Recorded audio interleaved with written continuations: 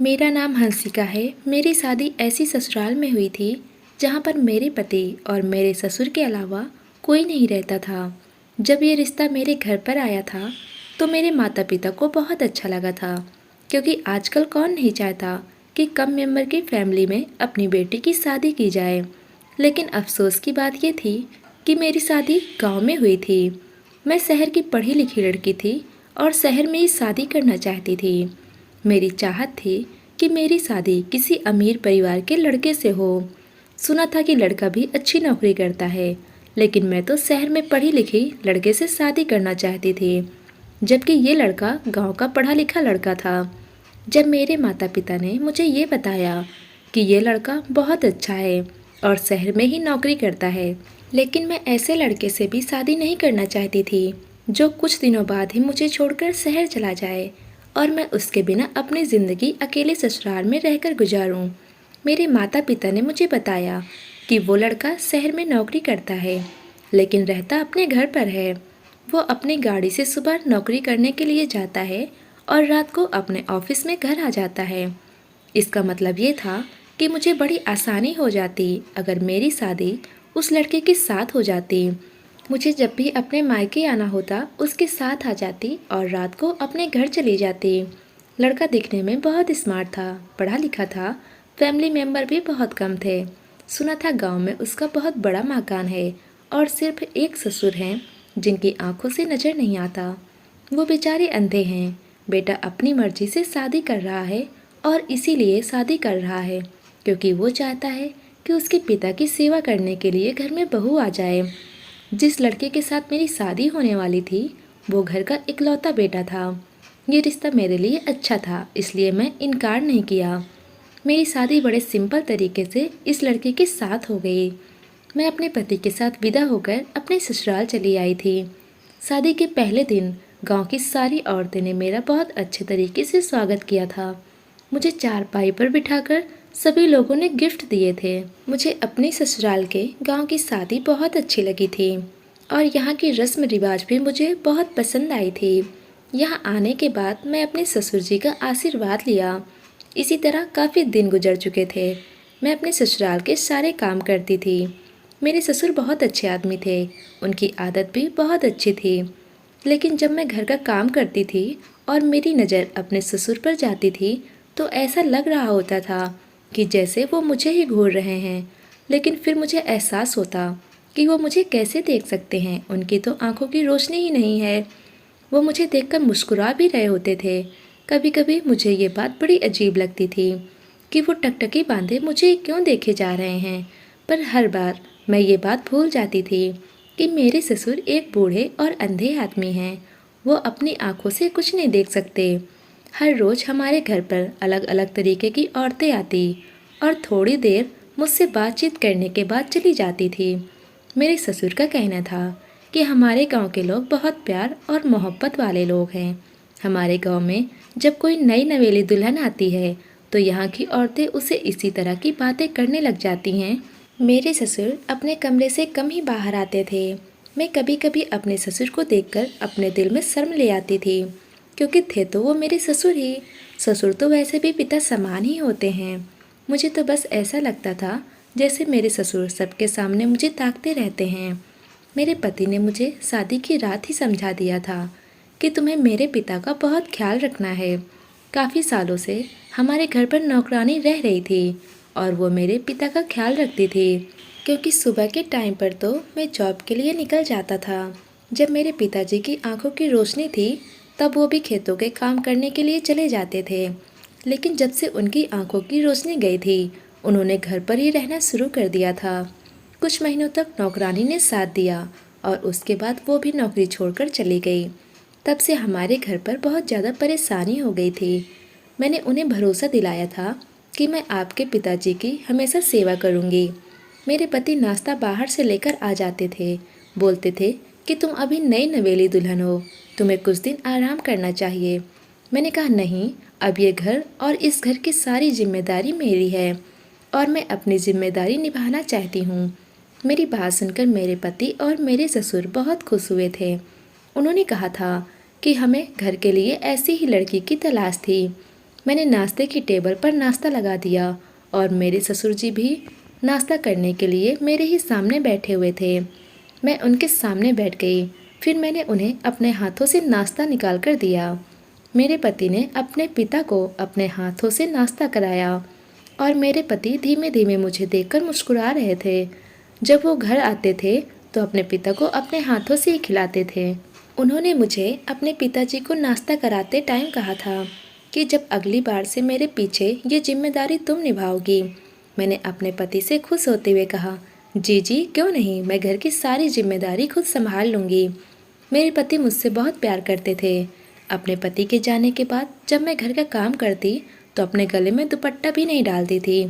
यही सोचती थी कि घर में कोई नहीं है, ससुर जी ही तो होते हैं और उन्हें भी दिखाई नहीं देता। इसलिए मैं घर में रहते हुए किसी भी हुलिये में काम करती रहती थी और अपने ससुर जी के सामने भी ऐसे ही चली जाती थी। मेरे ससुर जी इतने अच्छे थे, कभी कभी मुझे बहुत अफसोस होता था कि इतने अच्छे इंसान की आंखों की रोशनी कैसे जा सकती है। एक दिन मैंने अपने पति से कहा कि क्या आपने अपने पिताजी का इलाज नहीं करवाया। मेरे पति कहने लगे, उन दिनों शहर में मेरी बहुत इम्पोर्टेंट मीटिंग थी, इसीलिए मैं कुछ हफ्तों के लिए वहाँ रुक गया था और पिताजी नहीं चाहते थे कि वो मुझे अपनी परेशानी बताकर परेशान कर दें। उन्होंने मुझे अपनी परेशानी के बारे में कुछ भी नहीं बताया और इसी तरह से धीरे धीरे उनके आंखों की रोशनी चली गई। जब मैं बहुत दिनों के बाद घर आया तब मुझे ये बात पता चली। अगर वो मुझे उस वक्त बता देते तो मैं उन्हें अपने साथ शहर ले जाकर उनका इलाज करवा देता और शायद वो ठीक भी हो जाते। लेकिन उन्होंने तो अपना इलाज न करवाने की जिद बांध ली थी। मैं अपने ससुर को अपना पिता समझकर उनके सारे काम किया करती थी। मैंने अपने पति को यकीन दिलाया था कि आपको मेरे होते हुए घर में कोई परेशानी नहीं होगी। मैं अपने ससुर के पुराने फ़ोटो देखे थे जिनमें उनकी आंखों की रोशनी थी और मेरी सास भी जिंदा थी। मेरी सास भी बहुत खूबसूरत थी और मेरे ससुर जी अपने जवानी में बहुत हैंडसम थे। दरअसल मेरी सास मेरे ससुर से बहुत छोटी थी। मेरे ससुर बहुत ज़्यादा उम्र के थे, फिर भी वो बहुत ज़्यादा हैंडसम थे। शादी के कुछ दिन तो लगभग इसी तरह गुजरते चले गए, लेकिन होश तो मेरे तब उड़े थे जब मेरे पति को कुछ दिन के लिए शहर में रुकना पड़ गया था। मैंने उन्हें कहा भी था कि आप मुझे मेरे मायके में छोड़ दो, लेकिन मेरे पति का कहना था कि मैं इस तरह से तुम्हें तुम्हारे मायके नहीं छोड़ सकता, क्योंकि यहाँ पर मेरे पिताजी मौजूद हैं, उनकी सेवा कौन करेगा। मेरे पति जा चुके थे और मुझसे कह गए थे कि मेरे पीछे मेरे पिताजी का तुम्हें ख्याल रखना है, उनको अपने हाथों से खाना भी तुम ही खिलाओगी और उनके कपड़े भी तुम ही चेंज करोगी। खाने की बात तो ठीक थी, लेकिन कपड़े, अपने पति की ये बात सुनकर मेरा तो दिमाग ही घूम कर रह गया था। मैंने अपने पति से कहा था कि मुझे कपड़े चेंज करने वाली बात तो ठीक नहीं लग रही है, मैं कैसे उनके कपड़े चेंज कर सकती हूँ। मेरे पति ने कहा कि तुम्हें तो पता है पिताजी को अपनी आंखों से नहीं दिख सकता। मान लो कि अगर तुम्हारे मायके में तुम्हारे पिताजी के साथ ऐसा हो जाता और उनके आगे पीछे उनका कोई ख्याल रखने वाला नहीं होता, सिर्फ तुम ही होती, तो तुम अपने पिता को भी अपने हाथों से ही पहनाती। मैंने अपने पति से कहा, आप ऐसी बातें क्यों कर रहे हो, भगवान न करे मेरे पिताजी के साथ ऐसा हो। मेरे पति कहने लगे, इसीलिए तो कह रहा हूँ कि तुम मेरे पिताजी के सारे काम किया करो। मैं परेशान हो गई थी और ये सोच रही थी, ससुर जी जैसे भी थे तो मेरे ससुर ही, मेरे पिता समान थे। कोई छोटा बच्चा होता तो ये काम मैं अपने पति के टोक के बिना ही कर देती, लेकिन अपने ससुर का ये काम करने के बारे में मुझे शर्म आ रही थी। मेरे पति के जाने के बाद मेरे ससुर जी ने मुझे आवाज़ लगाई। वो बहू बहू कहकर मुझे पुकार रहे थे। मैं भागी भागी अपने ससुर जी के कमरे में गई तो मैंने देखा कि मेरे ससुर धोती और बनियान पहने खड़े हुए थे और पहले तो उन्होंने मुझसे ये पूछा, बहू क्या बेटा जा चुका है। मैंने उन्हें कहा कि अभी आधा घंटा पहले ही निकले हैं। उन्होंने कहा, चलो ठीक है, लेकिन तुम मुझे मेरी शर्ट ढूंढ दो। सारे बेड पर मैंने हाथ मारकर देख लिया है, लेकिन मुझे शर्ट नहीं मिल रही। मेरे ससुर जी की शर्ट बेड के किनारे पर लटकी हुई थी। मैंने उनकी शर्ट उनके हाथों में दे दी। उन्होंने जैसे तैसे अपनी शर्ट को पहन लिया था, लेकिन बटन वो उल्टे सीधे लगा रहे थे। मजबूरन मुझे ही आगे बढ़ना पड़ा। मैंने कहा, आप छोड़ दीजिए, मैं बटन बंद कर देती हूँ। मैंने अपने ससुर जी की शर्ट की बटन लगाए तो मेरे ससुर जी मुस्कुरा रहे थे और अचानक उनका हाथ मेरी कमर पर लग गया। मैं उनसे कुछ कह नहीं सकती थी क्योंकि उनको तो पता ही नहीं था कि उनका हाथ कहाँ लग रहा है। जैसे उन्हें लगा कि उनका हाथ मेरे टच हो गया तो फौरन ही उन्होंने अपना हाथ हटा लिया। शायद उनका हाथ धोखे से टच हो गया था। मैंने उनको शर्ट पहना दी थी। फिर मेरे ससुर जी ने कहा, बहू मेरे बाल भी बना दो। मैं कंघा लेकर अपने ससुर जी के बाल भी बना दिए थे। मेरे ससुर कहने लगे, बहू जरा मुझे अपने हाथ तो दो। मैंने कहा, क्यों पिताजी क्या हुआ? तो कहने लगे, दो तो जरा। मैंने डरते डरते उन्हें अपने हाथ पकड़वा दिए और ये सोच रही थी कि वो क्यों मेरे हाथ पकड़ना चाहते हैं।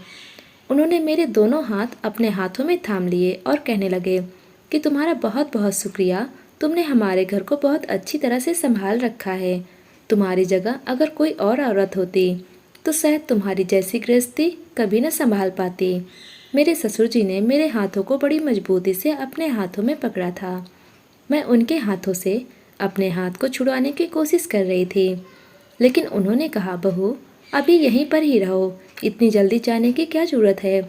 मैंने तुम्हें देखा तो नहीं है, लेकिन महसूस कर सकता हूँ। इसके लिए तुम्हारा हाथ पकड़ना चाहता हूँ कि बहू कैसी होती है। भगवान ने मुझ पर कोई बेटी भी नहीं दी। अगर मेरी बेटी होती शायद वो भी तुम्हारी तरह ही मेरी सेवा करती।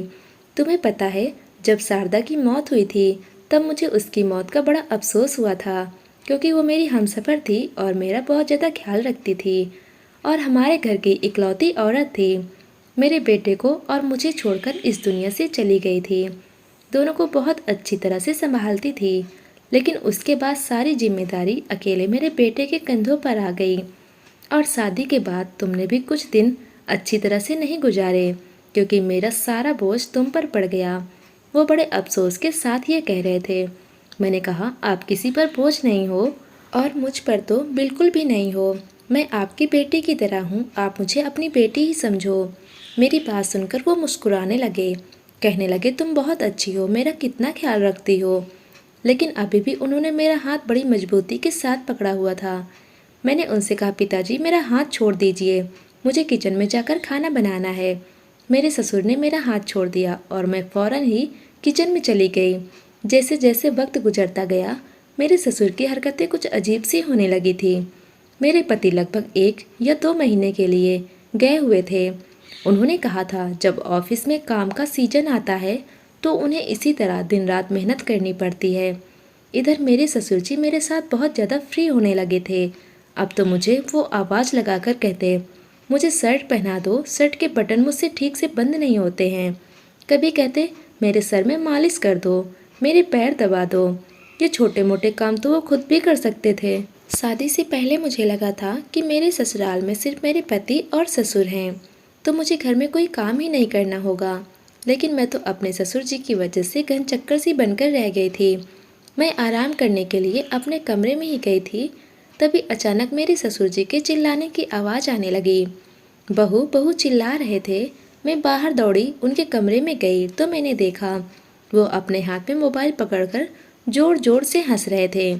जब मैं उनके कमरे में गई और मैंने कहा, बताइए क्या काम है, तो वो खूब जोर जोर से हंसने लगे और कहने लगे, बहू मेरे पास आकर बैठो, देखो मोबाइल पर कितने अच्छे जोक्स आ रहे हैं। मेरे ससुर को कभी कभी मोबाइल पर जोक्स लगाकर दे दिया करती थी और वो जोक्स सुनकर जोर जोर से हंसते रहते थे। मैंने उनसे कहा, आप सुन रहे हो, आप ही सुनते रहो, मैं अपने कमरे में आराम करने के लिए जा रही हूँ। मेरे ससुर जी ने कहा, बहू आराम तो होता ही रहेगा, यहाँ मेरे ही बेड पर लेट जाओ, आराम भी करती रहना और जोक भी सुनती रहना। अपने ससुर की बात सुनकर मैं हैरान रह गई कि वो मुझे अपने बिस्तर पर लेटने की बात कर रहे थे। मैं उनके बिस्तर पर जाकर बैठ गई और उनसे कहा कि मैं सारा दिन घर के काम करती रहती हूँ और अभी 10-5 मिनट आराम करने के बाद मुझे किचन में जाकर खाना बनाना है। मैं क्या क्या काम करूँ? सारे काम छोड़कर क्या मैं आपके साथ यहाँ बैठकर जोक सुनूँ?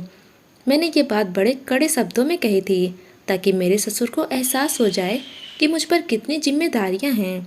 वो मेरी बात सुनकर हंसने लगे, कहने लगे, मेरे पास बैठो और मेरे साथ जोक सुनोगी तो तुम्हारी तबीयत ठीक हो जाएगी और तुम एक्टिव भी रहा करोगी।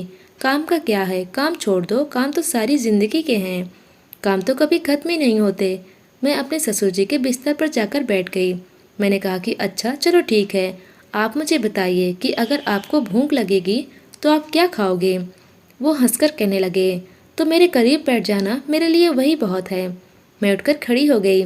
मैंने कहा, खबरदार, जो अब आपने मुझे आवाज़ लगाकर बेवकूफ़ बनाने की कोशिश की। मेरे ससुर अभी भी हंस रहे थे। मैं फ़ौरन अपने कमरे में चली गई और जाकर लेट गई। मैं काम करते करते बहुत थक जाती थी, इसलिए मेरा बिहेवियर बहुत ज़्यादा चिड़चिड़ा होने लगा था। अपने मायके में मैं इतना ज़्यादा काम कभी नहीं करती थी, लेकिन यहाँ तो हद से ज़्यादा काम बढ़ गया था। मेरे ससुर घर का खाना ही खाते थे, कभी मार्केट का खाना नहीं खाते थे। मेरे पति का कहना था कि हमेशा मेरे पिताजी को घर का बना हुआ ताज़ा खाना ही खिलाना, बाहर का खाना मत खिलाना, वरना उनका पेट खराब हो जाएगा।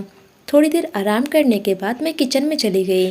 किचन में जाने के बाद मैंने खाना बनाया और जब किचन से वापस बाहर निकली तो देखा घर गंदा पड़ा हुआ है। मैंने सफाई की, फिर मैंने सोचा कि शाम का टाइम है, एक बार ससुर जी के कमरे की सफाई कर देती हूँ। गर्मी बहुत ज़्यादा हो रही थी, इसलिए मैंने दुपट्टा नहीं पहना हुआ था और मैं वैसे भी ज़्यादातर घर में दुपट्टा नहीं लेती थी। मेरे ससुर जी अपने कमरे में ही चेयर पर बैठे हुए थे। उनके कमरे की झाड़ू लगा रही थी। वो बहुत खामोश बैठे हुए थे और मैं अपने काम में बिजी थी। अगले ही पल जैसे ही मैं पलटी, ये देखकर मैं हैरान रह गई थी कि मेरे ससुर जी मेरे पीछे ही खड़े थे। मैं उन्हें देखकर घबरा गई। मैंने कहा, आपको किसी चीज़ की ज़रूरत है क्या? उन्होंने कहा, नहीं बहू, मुझे किसी चीज़ की ज़रूरत नहीं है। बस ये महसूस कर रहा था कि कमरे में तुम हो या और कोई। मैंने कहा, आप ये कैसी बातें कर रहे हो? भला इस घर में मेरे और आपके अलावा कोई भी और रहता है? उन्होंने कहा, चलो कोई बात नहीं। ये कहकर वो अपने बिस्तर पर बैठ गए थे और उनकी आंखों को देखकर मुझे बहुत डर लग रहा था। उनकी आंखें देखकर ऐसा लग रहा था जैसे उनकी नज़र मुझ पर ही है। मुझे शर्म भी आ रही थी क्योंकि मैंने दुपट्टा नहीं पहना हुआ था। रात हुई तो मैं उनको खाना खिलाने के लिए उनके कमरे में चली गई और उन्हें अपने हाथों से खाना खिला रही थी। मैंने महसूस किया कि मेरे ससुर मेरे हाथ से खाना खाते हुए बहुत ज़्यादा खुश होते थे और किसी न किसी बात पर वो मेरा हाथ भी मजबूती से पकड़ लेते थे, बस मेरी तारीफ ही किया करते थे। अब धीरे धीरे मुझे अपने ससुर की हरकतें बहुत अजीब लगने लगी थी। मुझे अपने ससुर से उलझन होने लगी थी क्योंकि वो मुझे किसी न किसी बहाने से मेरे शरीर पर कहीं न कहीं हाथ मार देते थे और मुझे टच करने की कोशिश में लगे रहते थे। अपने पति को अगर उनकी हरकतों के बारे में बताती तो किस तरह से बताती, क्योंकि उन्हें यकीन था कि वो देख नहीं सकते थे, इसलिए मेरे पति मेरी किसी भी बात पर यकीन नहीं करेंगे। मैं यही सब सोचते सोचते अपने कमरे में सो गई। मेरे कमरे का दरवाज़ा खुला ही रहता था। मैं बहुत गहरी नींद में सो रही थी, पर अचानक घबराकर मेरी आँख खुल गई क्योंकि मुझे महसूस हुआ जैसे कोई मेरे पैरों पर गुदगुदी कर रहा है। जैसे ही मैंने पैरों की तरफ देखा तो यह देखकर मेरे पैरों तले से ज़मीन निकल गई कि ये कोई और नहीं बल्कि मेरे ससुर ही थे। मैं जल्दी से अपने गले में दुपट्टा लिया और अपने ससुर से कहा, बताइए, आपको कोई काम है क्या? मेरे ससुर ने जल्दी से मेरा हाथ पकड़ लिया और कहने लगे, मैं कोई अंधा नहीं हूँ, मैं सब कुछ देख सकता हूँ। यह सुनकर तो मैं और भी ज़्यादा हैरान हो गई थी कि आखिरकार वो क्या कह रहे हैं, लेकिन उनके चेहरे की सातिर वाली मुस्कुराहट देखकर मुझे डर लगने लगा। मैं बहुत परेशान हो गई थी। मैंने कहा, आप ये सब क्या कह रहे हैं? मेरे ससुर कहने लगे, हाँ, मैं सब कुछ सच कह रहा हूँ। मेरे ससुर ने जल्दी से मुझे जाकर मजबूती से दबोच लिया। मैं खुद को छुड़ाने की बहुत कोशिश कर रही थी, लेकिन वो मेरी कोई बात नहीं सुन रहे थे। मैं चिल्लाने की भी कोशिश कर रही थी। उन्होंने मेरे मुंह पर हाथ रख लिया और फिर उसके बाद वो हुआ जो मेरे साथ नहीं होना चाहिए था। मुझे अपने ससुर से ऐसी उम्मीद नहीं थी। उन्होंने झूठ बोला था कि वो अंधे हैं और इस बात का फ़ायदा उन्होंने मुझ पर उठाया था। उन्होंने मेरी इज्जत को तार तार कर दिया। मैंने उनसे कहा, आपने मेरे साथ अच्छा नहीं किया। मैं आपकी सारी सच्चाई अपने पति के सामने खोलकर ही रखूंगी। मेरे ससुर कहने लगे, किस तरह खोलोगी? मेरा बेटा कभी तुम्हारी बात पर यकीन नहीं करेगा क्योंकि उसे पता है कि मैं अंधा हूँ। वो तुम्हारी किसी बात पर यकीन नहीं करेगा, बल्कि तुम्हें इस घर से धक्के मारकर निकाल देगा अगर तुमने उसके पिता पर किसी भी तरह का आरोप लगाने की कोशिश की। मैं अपने ससुर की बात सुनकर बहुत ज़्यादा डर गई थी कि ये बिल्कुल सही कह रहे हैं। मेरा पति कभी भी मेरी बात पर भरोसा नहीं करेगा, लेकिन मेरे ससुर ने जो मेरे साथ किया था वो मेरे लिए बहुत ही खतरनाक साबित हुआ था। मैं बिल्कुल लाचार हो गई थी और ज़मीन पर बैठकर ज़ोर ज़ोर से रो रही थी। मेरे ससुर कहने लगे, मेरी नज़र तुम पर पहले दिन से है क्योंकि तुम बहुत ज़्यादा खूबसूरत हो। मैंने उनसे कहा, आपने मेरे साथ ये सब कुछ क्यों किया? उन्होंने बताया कि मैं बहुत मेहनत मजदूरी करके अपने बेटे को पाल रहा था, लेकिन जब से वो शहर गया था उसने मुझ पर ध्यान देना ही बंद कर दिया। फिर मैंने प्लान बनाया कि अपने बेटे का ध्यान अपनी तरफ करने के लिए मुझे अंधा बनना पड़ेगा, इसलिए मैंने अपने बेटे से झूठ बोल दिया। इस झूठ का असर ये हुआ कि मेरे बेटे का अब पूरा ध्यान मुझ पर ही रहने लगा। फिर उसने शादी की और वो तुम्हें घर ले आया।